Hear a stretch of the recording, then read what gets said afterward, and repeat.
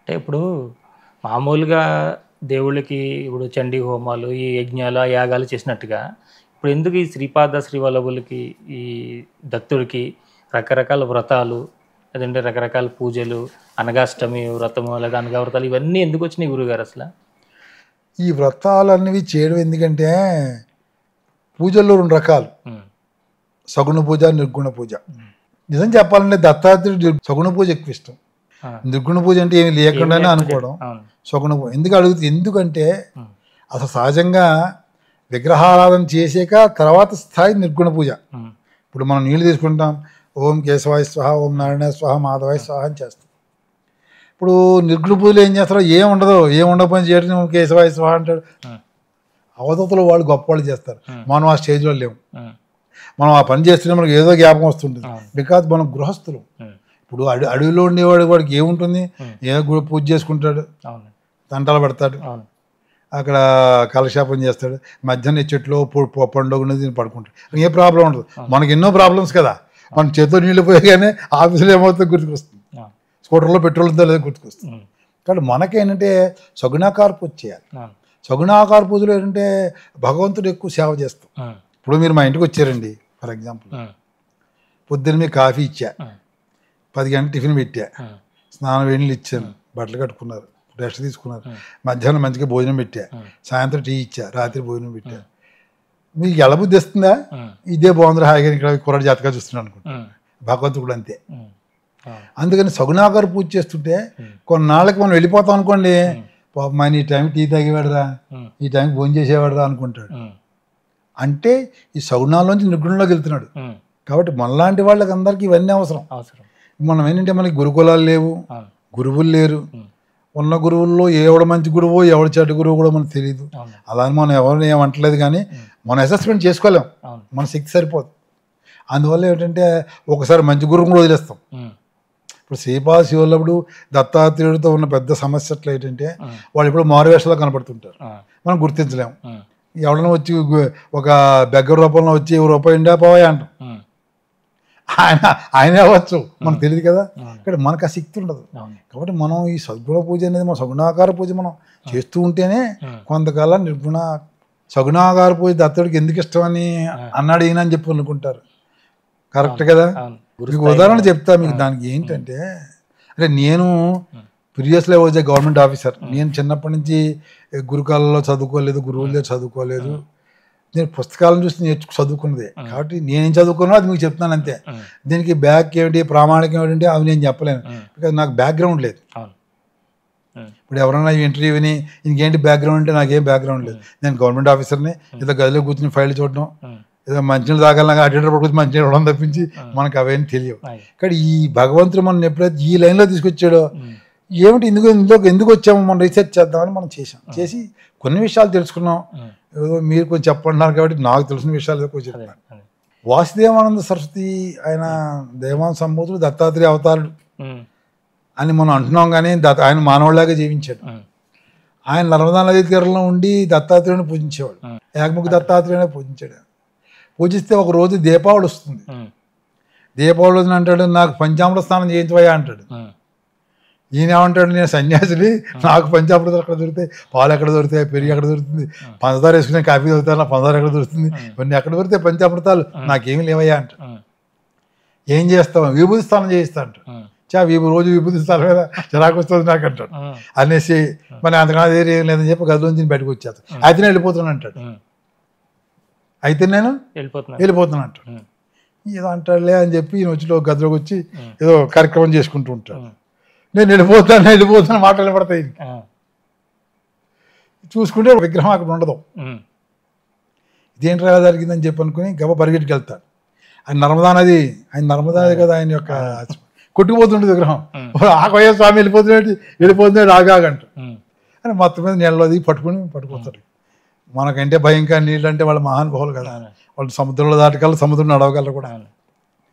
ఆయన విగ్రహాన్ని పట్టుకొచ్చి పెడతాడు. ఆయన విగ్రహాన్ని పట్టుకొచ్చి పెట్టగానే ఈ లోపల 4 వాడిలో కావిడితోటి స్వామి పంచామృతాలు రెడీగా ఉన్నాయని పట్టుకొస్తాడు. ఆ పంచామృత స్నానం చేస్తాడు, ఆయన ఆనందిస్తాడు. అందువల్ల సగుణాకారం ఇదంతా.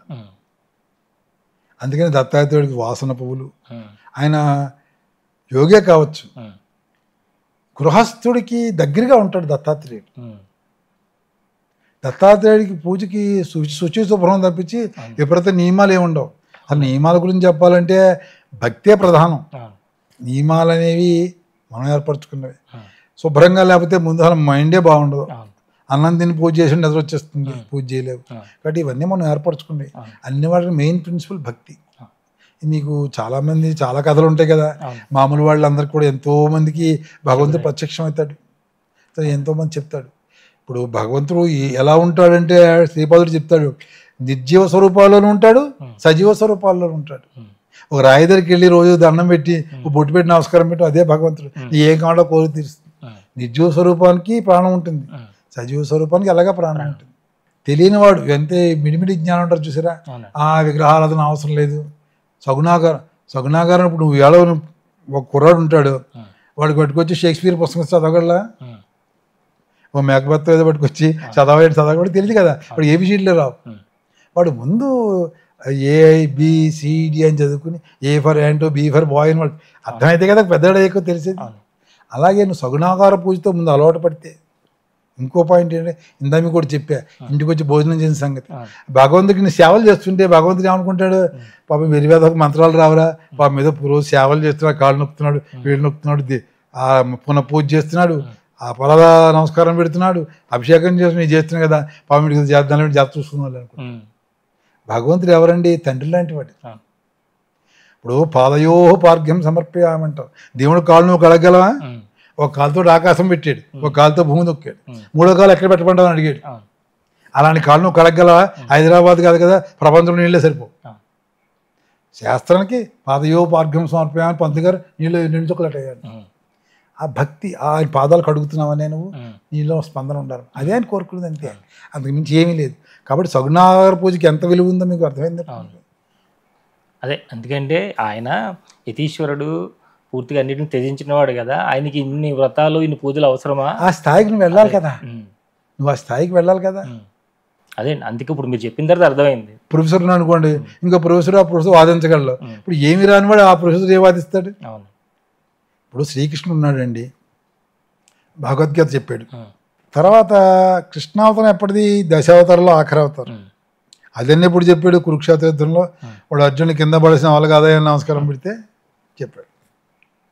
నువ్వెవడోరా నాయన, నేను ఇంత చేయించేవాడిని అంట. దీనికి బేస్ ఏమిటి? భగవద్గీతని శ్రీకృష్ణుడు వెంటనే చెప్పేయలేదు. భగవద్గీతకి బేస్ దత్తోపనిషత్తు. భగవద్గీతకి బేస్ దత్తోపనిషత్తు. దత్తాత్రేయుడు 6వ అవతారంలో అదన్నీ పద్య రూపంలో చెప్పాడు. అవన్నీ ఈయన కొద్దిగా అతను కృష్ణుడే. ఈ అవసరాన్ని బట్టి ఇక్కడ దీన్ని ఇప్పుడు యానిటేషన్ చూడండి ఇంగ్లీష్లో, దాన్ని పట్టుకొచ్చి ఇక్కడ అర్జునుడు చెప్పి ధైర్యం నింపాడు. ఈయన చెప్పిన యోగాలన్నీ కూడా అప్పుడు చెప్పాడు అని చెప్పాడు. కానీ ఆయన ఏంటి, దత్తాత్రేయుడి కృష్ణుడికి పెద్ద తేడా ఏమిటంటే, దత్తాత్రేయుడి యొక్క స్వభావం ఎటువంటిదంటే జ్ఞానం కావాలన్నవాడిని పిలుస్తాడు. ఇప్పుడు కార్తవీర్యార్జునుడు అవనివ్వండి, పరశురాముడు అవనివ్వండి, అలర్కుడు అవనివ్వండి, వీళ్ళందరికీ కూడా పరీక్షలు పెట్టాడు. ఇంద్రుడికి కూడా పరీక్ష పెట్టాడు. వాళ్ళు వీడు ఫిట్టా కాదా, ముందు ఎంట్రన్స్ ఎగ్జామ్ పెట్టు, ఈ ఎంట్రన్స్ ఎగ్జామ్ సక్సెస్ అయితే వీడిని మనం తీసుకుందాం అనుకునేవాడు. కృష్ణుడి విషయం అది కాదు. కృష్ణుడు అంటే ఎందుకు అలా కాదు అంటే, ఈ అవతార లక్ష్యం వేరు, ఆ అవతార లక్ష్యం వేరు. అందుకనే శ్రీపాద శివల్లభుడు అవతారం దత్తాత్రేయుడు ఎందుకు ఎత్తాడు అనేదాన్ని విషయాన్ని మనం ప్రశ్నించుకుంటే, జ్ఞానం గతంలో నేను జ్ఞానార్థులకే పంచాను, కానీ జ్ఞానం అందరికి కావాలి. ఇప్పుడు ఒక ఉత్పత్తి పెద్ద సమాసంలో చెబితే అర్థం, వాడు సినిమా చూడండి, గార్ధవ అంటే ఏం అర్థం అవుతుంది, గాడిద అంటే అర్థం అవుతుంది కానీ అంటాడు. అలాగా ఆ సమాసాలు అర్థమయ్యేది కంటే ఇలాగే చెప్పేవాడికి కూడా చెబితే నచ్చుతుంది అని చెప్పి ఆయన వచ్చి శ్రీపాద శివలుడి కింద వస్తాడు, వచ్చిస్తాడు. ఎందుకు చెప్తున్నా అంటే ఈ విషయం మీకు, ఒకనొక సందర్భంలో శ్రీపాద చరితామృతంలో ఒక కథ చెప్తారు. ఒకళ్ళు వచ్చి అందరికీ కూడా ఏంటంటే బ్రాహ్మలకి ఏదో వైశ్యులకి కాస్త జ్ఞానం గల వాళ్ళందరికీ దత్తదీక్ష ఇస్తుంటారు. అప్పుడు శ్రీపాద శివలుడు ఏం చెప్తాడు, రండ్రా మీ అందరికి ఇస్తాడు అని కుల వర్గ వర్ణ భేదాలు లేకుండా అందరికి దత్తదీక్ష ఇస్తాడు. ఇప్పుడు నేను చెప్పింది సరిపోయిందా మీకు? అప్పుడు జ్ఞానం మీద ఎవరికైతే ఇంట్రెస్ట్ ఉందో వాళ్ళకి మాత్రం ఇవ్వడానికి ఆ అవతారాలన్నీ. ఇది అందరికీ జ్ఞానం ఇవ్వాలనేది శ్రీపాద శ్రీవల్లభ. అందుకని ఒక్కొక్క అవతారానికి ఒక లక్ష్యం ఉంటుంది. షిరిడి సాయిబాబా ఉన్నాడు అనుకోండి, షిరిడి సాయిబాబాని ఒక భక్తుడు అడుగుతాడు, ఏమంటాడంటే, ఎవడన్నా వచ్చి కాళ్ళు దండం పెట్టాడు అనుకో, నువ్వు ఏమంటా ఏం కావాలంటావు, నాకు ఇల్లు లేదు, నా ఇల్లు ఇచ్చాను పో అంటావు. వాడికి 2 నెలలకో 3 నెలలకు ఇల్లు ఏర్పడుతుంది. నాకు పెళ్ళి అవ్వలేదంటే పెళ్ళి అవుతుందో పో అంటావు, వాడు 2 నెలలకు 3 నెలలకు పెళ్ళి అవుతుంది. డబ్బు కావాలి, డబ్బు ఇస్తాను.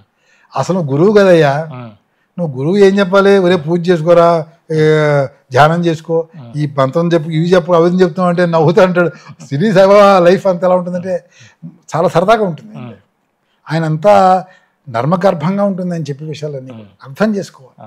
ఆయన అంటాడు, ఓరి పిచ్చోడా, మనం వరం ఇవ్వకపోతే వాడు మందరికి ఎందుకు వస్తాడు అంటాడు.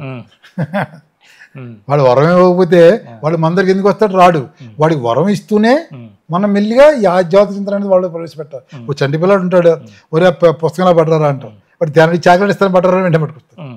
షిరిడి సాయిబాబాని పూజించే విషయాలు కొంచెం దీర్ఘంగా ఆలోచిస్తే, మొదట్లో షిరిడి సాయిబాబాని పూజించారు అనుకోండి, స్వామి నాకు ఇబ్బంది ఉంది అని నమస్కారం పెట్టుకుని వెంటనే తీరిపోతుంది ఓ 15 రోజుల్లో. మళ్ళీ వచ్చి నా పిల్లాడికి స్కూల్ ఫీజు కావాలి స్వామి, స్కూల్ సీట్లు కావాలి స్వామి అంటే ఓ నెలలో తీరిపోతుంది. నా భార్యకి ఆరోగ్యం లేదు స్వామి అంటే 2 నెలల్లో తీరిపోతుంది. ఆయన అందుకనే షిరిడి సాయిబాబా గుళ్ళన్నీ కూడా గ్రామానికి ఉంటాయి. అయితే ఆయన ఏం చేస్తారంటే, కొంతకాలం పోయిన తర్వాత వీళ్ళు కోరికలు అడుగుతుంటే కోరికలు లేట్ అవుతుంటే తీరడానికి. ఇప్పుడు 2 నెలలు పట్టింది, తర్వాత 6 నెలలు పడుతుంది.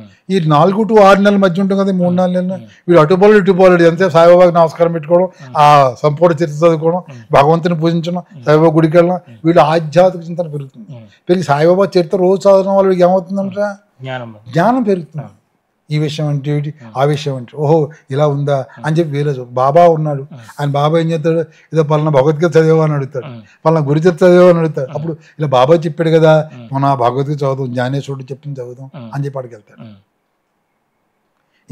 ఇది చెప్పాడు చదువుతాం. అందుకని అన్నీ ఏంటంటే, మనిషికి భగవంతుడు ఒక విధానం ఉంటుంది, ఒక్కొక్క అవతారానికి ఒక లక్ష్యం ఉంటుంది.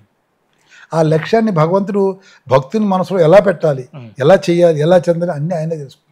అవన్నీ తెలుసుకోవాలంటే మనం ఏంటంటే మనసా వాచా కాకుండా భగవంతుని పూర్తిగా నమ్మాలి.